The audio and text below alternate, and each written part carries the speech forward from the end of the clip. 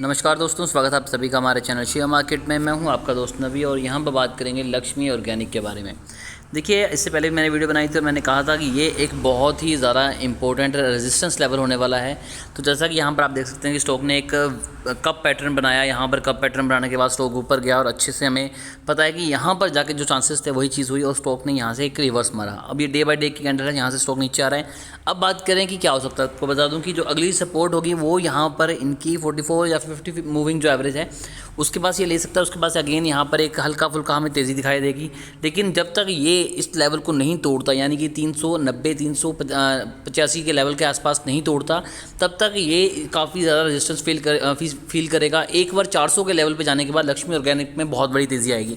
अब बात करते हैं उन लोगों के लिए जो शॉर्ट टर्म में नहीं इन्वेस्ट करना चाहते, लॉन्ग टर्म में इन्वेस्ट करेंगे, तो उनके लिए क्या चीज़ें हो सकती हैं। तो चलते हैं इनके जो फंडामेंटल एनालिसिस है उसके ऊपर, ताकि जो पूरा ब्रीफ में हमें पता लग जाए कि क्या हो रहा है कंपनी में। चार्ट की बात करेंगे तो यहाँ पर आप देख सकते हैं कि 0.36% की तेज़ी है। पिछले 5 दिनों की बात करें तो 5% की गिरावट है। एक मंथ में 10% की पॉजिटिव रिटर्न है। 6 मंथ में 14% की पॉजिटिव रिटर्न है।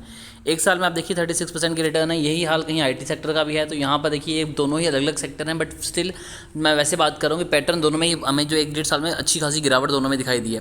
पिछले 5 सालों में 93% की रिटर्न है। मैक्स चार्ट आप यहाँ पर देख सकते हैं कि बहुत ही सही है।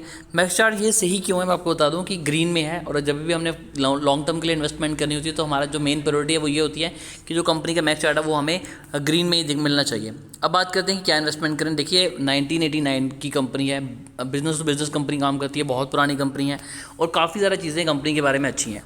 देखिए तकरीबन 9,500 करोड़ की कंपनी है।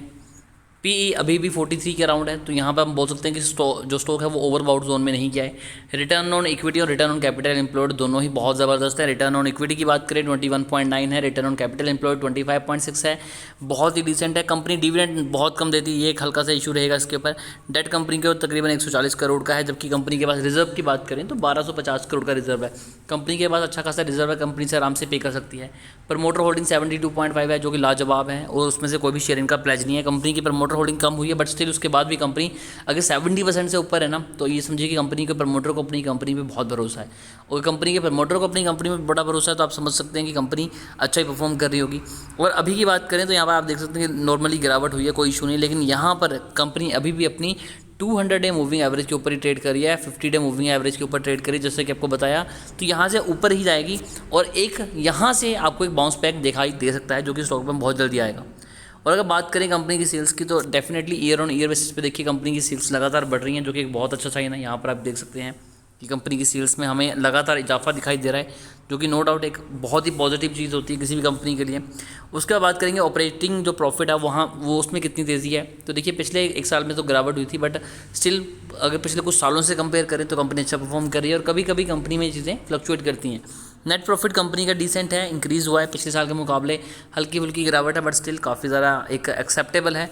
कंपनी का जो हम बोल सकते हैं ईपीएस अर्निंग पर शेयर वो भी इंक्रीज़ हो रहा है पिछले कुछ सालों से।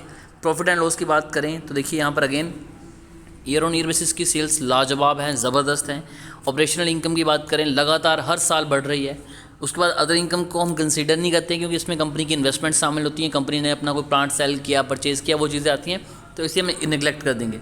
प्रॉफिट बिफोर टैक्स की बात करें, अगेन आप यहाँ पर देख सकते हैं पिछले 1 साल में यहाँ पर हमें एक प्रॉपर जंप दिखाई दिया है, नियर डबल का आप बोल सकते हैं कि नियर टू डबल का हमें जो प्रॉफिट आफ्टर टैक्स है वो दिखाई दिया है। वही चीज़ें नेट प्रॉफिट में भी हुई हैं, कंपनी का नेट प्रॉफिट भी मोर देन डबल हुआ है, जो कि एक अच्छा साइन है। ईपीएस कंपनी का लगातार बढ़ रहा है, वो भी डबल हुआ है। स्टॉक सीएजीआर की बात नहीं करेंगे, क्योंकि इसमें पिछले कुछ सालों का डाटा नहीं है, कंपनी इतनी ज़्यादा पुरानी नहीं है। यहाँ पर रिजर्व की बात करें तो कंपनी का जो रिजर्व है वो लगातार इंक्रीज़ हो रहा है, यानी कि कंपनी में जो पैसा आ रहा है वो लगातार बढ़ रहा है, कंपनी अपने पैसे को बचा रही है।